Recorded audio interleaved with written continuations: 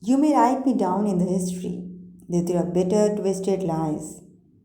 You may trot me in the very dirt, but still, like dust, I will rise. Does my sassiness upsets you? Why are you beset with gloom? Cause I walk like I have got oil wells pumping in my living room.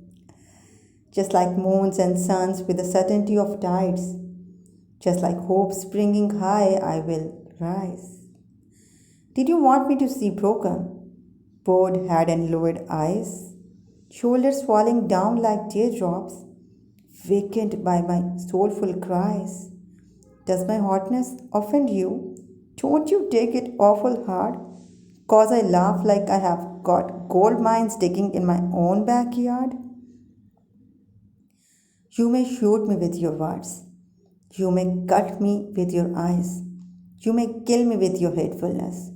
But still, like air, I will rise. Does my sexiness upsets you? Does it come as a surprise that I dance like I have got diamonds at the meeting of my thighs? Out of the huts of the history's shame, I rise. Up from the past that rooted in pain, I rise. I am the black ocean, leaping and wide, belling and swelling I bear in the tide, leaving behind the nights of the terror and fear. I rise into a daybreak that's wondrously clear.